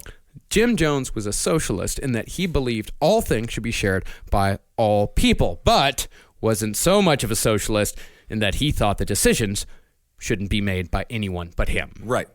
That's a common theme. Yes, yeah, he's a socialist. Everyone should be sharing everything, but I'm going to be the one that tells you how to share it. Exactly. And this is what kind of, but the Methodist Church changed. It's very interesting. Yeah. What eventually turned Jim back to the pulpit was a new stance by the Methodist Church. Okay. And in 1952, the Methodist Church reformed to a more progressive creed. They wanted, quote, the alleviation of poverty, the right of collective bargaining, free speech, prison reform, full employment, and racial integration, which is a lot of great things. Great A lot of attitude great for a things. church to have. Hell, back Absolutely. when I had the faith, I was a Methodist. That's what Right. my family Okay.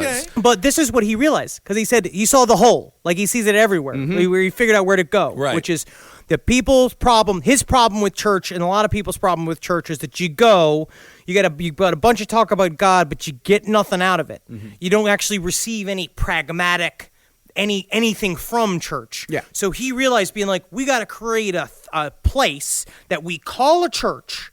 That really what it is a place where you come to me with problems and Right. we figure out together how to fix the problem. What if we call it like the Young Men's Club of America? The YMCA. Yeah, see, Jim, he saw in the Methodist Church, in this new creed, he saw a path to the socialistic society he'd always Sure. wanted, and it didn't matter that he had to use God to get there. Right. Which again showed the shallowness of the choice of just being like, oh, I'll just be a preacher, which is in the end is you are supposed to believe inherently that the preacher believes in this shit the most. Yeah. So just taking that, what I'm going to say is that central lie, which is in the lie of the hearts of many of these fucking piece of shit priests and preachers, is that it's that a gradual separation between the person you're pretending to be and the person who you are is what's going to cause massive fucking problems for you no matter what, and it's going to make you inherently a corruptible and bad person. Sure. Yeah. So in trying to find his voice as a preacher, Jim started visiting black churches, and he liked what he saw. He loved the energy, the singing, the fact that there was no time limit, the welcoming atmosphere, everything about it. It's Right. what he had always wanted in a church. And again, he saw something he could take advantage of. But the time wasn't quite right just yet. He still had more to learn. And where should he learn it but the revival circuit? All right. Now, even though they don't really exist in America in the form or size that they once did, revivals were an important part of American Christianity for decades. Oh, yes. Yeah, this is where the whole, evangelical megachurches come from. This is where they push you over. And Yeah. they're like, the Spirit did it, but I know I had to do that. Yeah. I had to fall over, and then he pushed me over. God, that must have been was so a hard, trick. where he pushed you once and you 300 What? pounds just staring at him and be like, why you push me? What? And you're like, and he's like, fall over. Yeah. Fall over, Benjamin. You just got to pretend. It's like wrestling. It's like wrestling, Ben. I did. That's exactly how I thought of it, and then my parents were very pleased. But back in the day, revivals usually consisted of traveling preachers either setting up outdoor tents or renting out large halls to preach the Lord, and they tended to be a hell of a lot more exciting than your regular Sunday services. This was Right. entertainment, but also entertainment in the name of the Lord. Right. And one of the main features of a revival was faith healing. Preacher would find a person with an ailment, call him up to the front, yell at him a lot, Right. and poof, the person would be cured. If that could happen, no one in my home would ever suffer a sickness. If we could just yell it out. It would be terrible for the pharmaceutical and hospital industries. Yeah, and Jones picked up on all this right away. Now, of course, these healings aren't real. Sometimes a person might be quote-unquote cured, but in all cases, it's psychosomatic, and most often it's temporary. You get an adrenaline rush because you're on stage. Yeah, You're you're meeting on your stage. idol, and a lot of times they get more hurt because you're not supposed to be freaking walking. Of course not. And jumping up and down. Good Lord. And when it's a big healing, like a person standing up from a wheelchair and zooming around the room, that person's a plant. Oh, yes. Yeah, that's all. That's all yes, nonsense. But in the beginning of Jim's career, he had no accomplices, so he had to find another way. Okay. Yes, dude. And he realized this shit early on. He did it like a leap of faith. Yeah. The Steve Martin movie. Yeah. He would use his talent of memorization. Before the revival, Jim would mill around in the crowd. He'd listen for names and complaints, and when he heard someone talking about their ailment, he'd pay close attention. And then, when he went on stage, he'd wait until just the right moment, then call out the person's name along with whatever it was that was bothering him, and he wouldn't be able to, quote-unquote, heal at first, but pretty soon, wherever he went, he left behind stories of the amazing mind-reading preacher. And all of this shit, when he was when he was listening to people and was calling them out into the audience or from the audience with their ailments and all that, this is a skill he eventually perfected. Now, this is him doing the same trick in one of his sermons about a decade later. All right.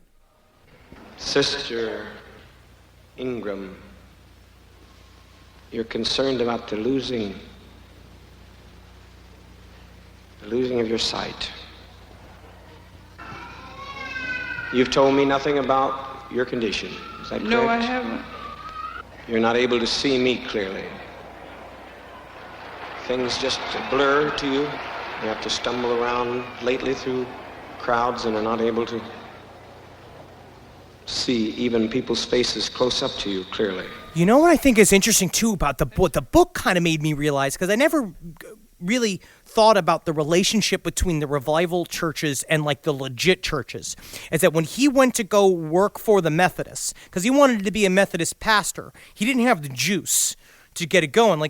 Basically they say you have to kind of go build your own congregation, Right, and then bring it to the church, and then we essentially buy it. Like a Burger King, like you do one of those installment companies, and it's Revivalist Church is kind of like the open mic circuit for stand-ups. Yeah. It's you go and learn your bit, doing the revivalist churches, and then you take it to legit church. That's what you're supposed to do. Right, like what we did with the podcast. Yeah, absolutely. But the Methodist Church, the establishment did not want Jim Jones. They didn't like him. Yeah, well, because it was always on his terms. Everything was always on Jim Jones's terms. All right. Yeah, because that's the thing, is that all this spectacle, it did not sit well with the Methodist Church. Now, we don't know exactly why he was kicked out. The Joneses said it was because they were trying to integrate, and the Methodists were, they just weren't receptive to it. The Methodists say that it was because Jim Jones was stealing from the collection plate. But, really... Oh, yeah, because that feels like, because that shit could kind of like... You see these little whispers at the very beginning that Jim Jones kind of is like taking money to do some shit that he says is for the church. Right. And there's a lot of rumors coming this way. But he covers it with saying, well, they just don't want to integrate fast enough. Well, was he using the money for good? Did he have a Robin Hood type It may have been, going here? Because he did do that for a while. Well, Jeff Gwynn actually makes a pretty good point in that, like, it's neither one of these are probably true. It was probably just like kind of an amicable ending, but of course everybody, because 25 He wasn't a maid. Well, the thing was is that like Jim Jones and Marceline Jones, they said that at first to, of course, like save face, and then it wasn't until like decades later when the FBI really started looking into Jonestown that the Methodist Church, they're like, oh yeah, he was stealing. He's a bad person. I see. Yeah, it wasn't. Unlike the church, they don't steal. He just didn't have the juice. Yeah. He didn't have the juice. Yeah, he showed up and he just wasn't well enough. It's politics. Every institution has politics. So you have to be around. Your face has to be in the mix for a while until you're pulled into being a head of a church. Yeah. But either way, Jim Jones parted ways with the Methodist Church and struck out on his own to the impoverished inner cities of Indianapolis, opened up a storefront church, and named it Community Unity. All right, is that a rhyme? That's a rhyme. Community Unity, Community Unity. And because Community Unity was in the inner city, Jones's congregation was almost entirely black. Now, Indianapolis in the 50s was not a violent place, racially speaking, but it definitely wasn't progressive either. Separate but equal was the law of the land in Indianapolis, and while white people didn't actively harass black people like they did in, say, Alabama, they didn't particularly want them around, nor did they give a shit about their well-being either. The white leaders of the city would at least meet with black community leaders, mostly pastors, and the white community leaders would give lip service, and they'll tell them, we'll see what we can do. But nothing ever changed. Right. I think the term was that access does not equal accountability. Yes. That was like the kind of thing that they basically would just give them access and then be like, you see, we listened to you, and then not do anything. Right, which is almost And so worse. essentially, like, they needed someone to come from the inside the system out to fix their shit. Yeah, and Jim Jones, in this respect, I got to give him credit. Whether it was for truly altruistic reasons or not, Jim Jones did a hell of a lot on behalf of the black community in Indianapolis during his time there, even though it did start off small at first. This is how he built his congregation. He'd start off the sermon by asking people what was bothering him. The example Jeff Gwynn gives in The Road to Jonestown was of an old woman who was having trouble getting service from the electric company. Now, even though she was still paying all of her bills on time, she could never get anyone to come out to fix the blackout she was having. Right. So Jim Jones sat down with her and the rest of the congregation, and they outlined all of her grievances in a letter. And you might not think that this would be much, that just writing a letter might not do a lot. But sure enough, when the woman came back the next week, her lights were on. Boom. And then he did this with another person, and another, and another, He's a and community another. organizer. And this was his whole thing, is that you come to church and you come away with something, and then you realize that like you give something. But because he's an atheist, he's not selling him a false bill of goods. He's actually He is, though. actively. He but he absolutely did is get this not. woman. It's a tangible gift. She has lights now. But he's still saying that he's a man of God. He's not telling them he's an atheist. But the people who were like claim to be like all up into God, that's the only thing they give you. Yeah. But I mean, this guy is giving tangible rewards and tangible gifts, which, as you just said, I mean, is something we have to. That's an accomplishment. But he's still doing it with a lie, right? So right now it's great. Yeah. But it's like as things grow, we're going to see how that lie makes things really Yeah, complicated. yeah, and pretty soon in the community, word started to spread about this guy. And as Jim Jones himself said, heaven was all well and good, but there was really no reason to wait until you died to get your reward, to get justice. In other words, is heaven a place on earth? Is that Ooh, baby, you know what it's worth. Was also Tiffany must have been a member of the original community unit. Maybe she was. Yeah, what Jim Jones said was Community Unity was a church where you get something now. I like that. Yeah, and to a community that was used to never getting anything, right? That was extremely appealing. But since it was just a small church at first, Jim Jones had to do something to make ends meet. Uh-oh. Jim Jones. Where is this going? This is completely true. If this has anything to do with dancing erotically at night, I'm not going to be happy. Better than that. He sold spider monkeys door to door for $29 each. Honestly, whatever he did later in his life is kind of, this is adorable. Two things here. Number one, $29 is quite a bit for the 1950s. It was but it's a spider monkey. How many were there? No, I checked out the inflation calculator. It was like $260. That's cheap for a spider That's monkey. worth it. I think it's a lot to spend on any sort of spider monkey. Even just it's choosing to spend it for the spider monkey. Oh, it's cute. And also, second of all, how does the spider monkey supply get to you? Well, where do you get your question. product from? How do you go, how do they transport it? Yep. How difficult is it to keep it in your house? Just the world's- Where do you keep these spider monkeys? the world's itchiest underground dealer in his coat is just lined with spider monkeys. Like, come into this alley. I got something to show you. Just sell these fucking spider monkeys and get them off my hands. I feel like that's the sales pitch. That's it. Hey, hello, thank you for having me in your home. There is 50 spider monkeys in my Volvo. I need you to get them the fuck out of You this are Volvo, covered please, in for the love of scratches God. and scabs, sir. They are everywhere. Yeah. They thought my balls were a pile of grapes. I need to get these out of my hands. I'll take them all. Well, even the spider monkeys ended up gaining Jim Jones new followers. Of course. This is a testimony from a woman from the PBS documentary about Jonestown. The first time I met Jim Jones was Easter 1953. My mother-in-law, Edith Cordell, had a monkey and it hung itself. No. And she wanted to replace the monkey. So she looked in the Indianapolis Star, and in that Indianapolis Star was Jim Jones's ad that he had some monkeys to sell. So it was through that she met Jim Jones and came back saying that he'd invited her to church this next Sunday. Never do anything your monkey salesman tells you to do. Also, I gotta say, if you're Jim Jones and you're selling monkeys, you gotta ask, so what happened to your other monkey? Oh, it hung itself? What are the conditions of your home that aren't good enough for a monkey to want to live? We're just handing monkeys out to anybody. You drove a monkey to suicide, and now you're just gonna get another one? Did it befriend this a is like spider? my mother with a Did dog. the spider make a noose out of its web? How did the monkey hang itself? That's so difficult. So difficult. For it, number one, for it to learn eternal despair. Right. Then for it to Robin Williams itself I mean, in order to get out of the house. Just had to go. So sad.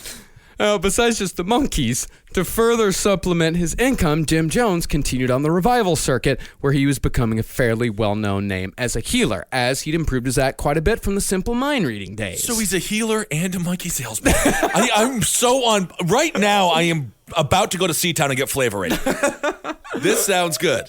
There was such a buzz that in Cincinnati, Jim Jones drew a crowd 1,000 strong, and still 200 people had to be turned away. Wow. And eventually, Jim Jones started picking up true believer followers. Among the first were Joe and Clara Phillips, who were convinced that Jim had cured their son's heart defect, although it was most likely just an early misdiagnosis. Okay. They were joined by Edith Cordell, the monkey woman, who believed Jones also had cured her arthritis. Hey, all right. Also, I needed a direct line to those sweet, sweet monkeys. But it wasn't just people who were healed who were drawn to Jim Jones. A lot of them were attracted by his message of racial equality. Yeah. Jack Beam and his wife, Rhea Viana, joined Jim Jones in 1954 after their church rejected integration. Oh, my. And to give you an idea of how dedicated these people were, both Jack and Rhea Viana died by Jim Jones's side in Jonestown 24 years later. By their own volition. Very Absolutely. much by their own volition. Absolutely, because they believed that he was doing good, Right. and that's how you get him. In the end, that's what the whole thing got twisted Yeah, I mean, in the 60s. At this point, it seems like he is doing some good. These bigoted churches, he's the only one reaching out. He's selling monkeys once again. So there is a lot of positive things happening. He's doing a lot of good, and even his best work is still ahead of him at this point. See, I mean, these people, Jack This is Beam. the strangest cult leader, though, because I don't recall having, legitimately a person trying to do good. Yes. Everyone else was more fraudulent in some ways. More fraudulent. I mean, a lot of them were just interested in sex. Right. They were just interested in power. So there were something very altruistic. He's doing means justify the end stuff, though. It's since the very beginning. Right. He was. Yeah. He was. And so it did technically start that way. Okay. Yeah, and these people, I mean, they were good people. They believed in him because they believed that he was doing good.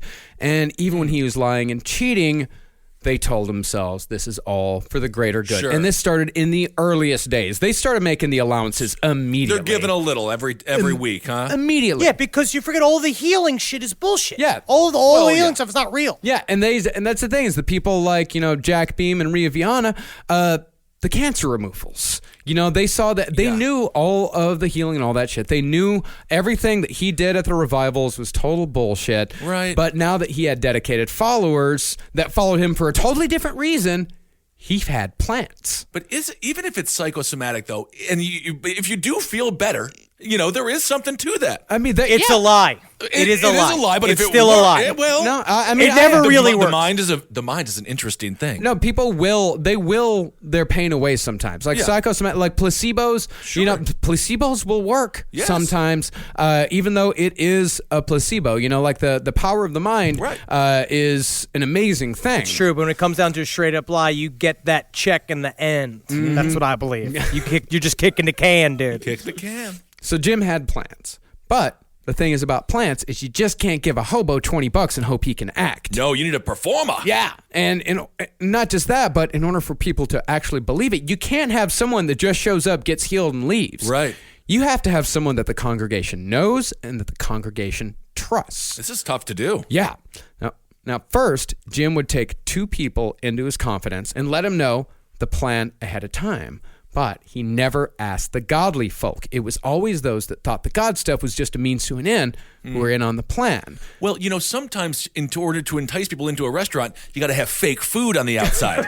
And the food inside is very real. I want real food. I want to see the real food. I don't go to restaurants that have fake food on the outside. But the outside is That's fake. Olive But Garden. That's what brings you in. No, you're talking. I mean, Applebee's. Olive Garden sounds good. Olive Garden's great. Yeah, unlimited breadsticks. It's fine. Unlimited soup. Although, how many breadsticks and soup can you have? A lot. And they do cut you off, by the way. I learned that. Carrabba's is technically the higher quality chain, and then if you want to really go for to break the bank, Maggiano's. Ooh. Maggiano's. So during the sermon, after Jim had already gone over this plan with 2 people, he'd call out one of their names, say, "You got cancer," and have the second plant escort them to the bathroom. Jones would then tell them to essentially take a dump. Okay. And he would work his magic from on stage. So I would not be able to help actually taking a shit. And after a plausible amount of time, the duo would come back with a bloody, smelly mass wrapped up in a napkin, and were told that the congregate had passed the cancer. that's not how it works. You don't crap cancer. Well, if Jim Jones is in charge of your congregation, you do. And they said that bloody mass was the evidence. I would have stood up and I would have said, "That's Dookie, Jim." It's Dookie. Actually, And then Jim would have been like, "You want a spider monkey?" You'd be like, I would have sit down and I would have shut up and I would have taken my spider monkey. Let me help the organization, please. Well, what the mess was, it was chicken guts. Oh. Yeah, and they'd allowed the chicken guts to just rot a little, so it smelled terrible. But the way they took care of people not looking at it too close was saying that the past cancer was highly infectious and nobody should get close to it. And as far as the person who was carrying it around went, it was taking Jim Jones, taking every bit of his power to make sure that person was not infected. But nobody else. I cannot protect all of you. I can only protect my man, Jack. Oh, I like this guy. You could have taken one of my dumps from this morning. I had a bunch of foie gras last night. And I tell you what, it's nice going in, but going out, it is what it is. It's not even nice going in. Yeah, it is. So nice. It's meat butter. So the combination of working these supposed miracles on the road while actually helping people out with their problems back in Indianapolis meant that Jim's congregation was rapidly growing. Naturally. And eventually, he needed a bigger space. And so, in 1956, Jim Jones bought a former Jewish place of worship. The word temple was carved on the wall outside, and since the church was to be a socialist endeavor, Jim Jones gave his church a new name, People's Temple. And that's where we'll pick back up next week with Jonestown Part 2. All right, laying interesting groundwork here. No idea about this guy. How do they get to be as big as they are? It's fascinating to learn the origin story here. I will say a lot of crooked hard work. Yeah. Yep. That's what we're going to see is that it's weird how, like, in the end, because same thing weirdly with Scientology, these guys kind of go into it kind of with the idea of getting a quick buck or like a way to like kind of scam the world and get things going for themselves or like doing stuff. But in the end, a life of trickery is like so much more work. Well, it is, but at some point, I do have to imagine that he looked at his wife and said, honey, we're going to need some more chicken guts. Moving on up. Well, Jim Jones was an extremely hard worker. I mean, when he was like it. when he was in college, he never slept. He just never, and that eventually caught up to him. But for many years, like Jim Jones, from dawn to dusk and beyond, like he was always working. Bill Clinton was like that. Yeah. Well, they were all like that. Yeah, but that's why the amphetamines came in. But we're going to get to that All later. right. Yeah, and all of these episodes, thank you for listening. All of these episodes are going to be about this long. All right. But yeah, we've gone. This is going to be a very exhaustive. This is very intense. We're really going in there because I feel like we've never done something to this level. We love cults. Yeah. I personally, in the end, it's We'll love to strange study over them. time. Yeah. I just love to study cults even more than serial killers. Me too. Cults are my favorite. These are my favorite. Cult episodes are always my favorite episodes. And and we're gonna in the future. We fucking biffed Heaven's Gate. We're gonna take a serious run at Heaven's Gate here very soon. I wouldn't say it was a biff. It was a biff. It was not a biff. Our first 60 or so episodes were there was a lot of biffs. Happy 300. Happy 300. We did 300. it. I am Sparta.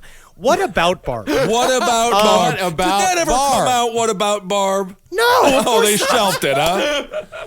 I can actually maybe tell that story sometime because I don't think we've been saying that for forever and nobody has any clue. I think what we that was talked gonna about be. it on But the I think live legally, stream.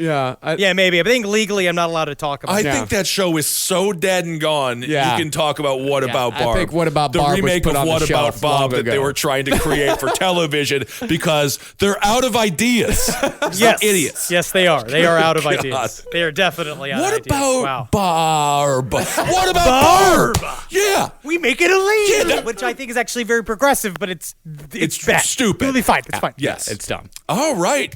Well, thanks everyone for listening. What do we want to say here? We want to thank you everyone who has donated to the Patreon. Of course, yeah. There was just somebody on Twitter who reached out regarding the Patreon. Thank you so much. Yeah, thank you so much to all the people who give. Patreon.com/lastpodcast on the left is where you can go. We appreciate each and every one of you, no matter how much you give. Thank you so much. And we're going to keep going, man. We got a lot going on this year. We got a lot coming up in 2018. We have a lot of shit coming up. Absolutely. It was Philip Berth, I believe is his name. Thank you, Phil, for reaching out on Twitter. You can always find me on Twitter at Ben Kissel, and I'll respond to you there. I know some people say they want more shout outs and stuff when we try to give it, but you can just find us and I will respond to you. Yeah, you can always find just us. reach Always out. find us. And Kissel loves to respond. He always responds. Yep, I try to. I respond to the funny ones. Yeah, I respond to the nice ones and the funny ones. No snarky comments because that don't fly on my Twitter. You don't understand, guys. One thing I will say is like we're part of a weird phenomenon that's called being a tiny internet celebrity. And that when you are a part of this, we're three people that do not really know how to navigate this. And we're doing our best. So follow us on Twitter at Henry Loves You, at Marcus Parks, at Ben Kissel. Follow us on Instagram at Dr. Fantasy, at Marcus Parks, at Ben Kissel, the number 1. Yes. And follow us for whatever the fuck it is that you get your breaking news on at LP on the left. Yes. Yeah. And I made my first Instagram video, a little scene from Friday the 13th Part 3 yesterday. So I think I'm going to do it. It's scary the first time. So I broke I'm proud the ice. of you, man. I get horrified it's with certain things. super trill of you. Yeah, thank you. Crazy trill that you joined Insta Stories. I think it's Insta trill. Story, I think that's it's, what it is. I think it's of the moment. You're on trend. Thank you. Well, go listen to all of our other shows over at lastpodcastnetwork.com. We got a ton of stuff to listen to over there. And also check out my new music show, Milk and Peppers. I do it you can listen live every Tuesday at kpiss.fm. I do it out of KPISS FM out there in Bushwick. Check it out. It's 1 to 3 p.m. every single Tuesday. But if you can't make it, you can always go and listen to all the episodes at mixcloud.com/Marcus Parks. I'm going to be posting every single episode there every single week. There it is. We only got one so far, but you can go listen to that and all the other Lucky Bone shows that I've done. There's a lot of content out there, and thank you to everyone who has listened so far. Absolutely, and I want to thank everyone. I go on these television news networks, and I get a lot of hate from a lot of people, but thank you all so much for the kind ones, because you guys, and it's great because they defend me, and they're very sweet, and you really make everything worth it, and I'll keep on trying to stand up for you the best I can, and let me know how I'm doing. Like Ed Koch, how am I doing? And then people were like, you're doing terrible, and he's like, well, no, but how am I doing? All right, hail Satan. Hail yourselves. Hail me. And honestly, guys, happy 300th episode. We've done it, and it's all because of our audience, and it's because of us three. That's it. All right. Yeah, because our refusal to quit. There it is. It's almost like we have no other discernible talents. Magustalations. Magustalations. Thank you.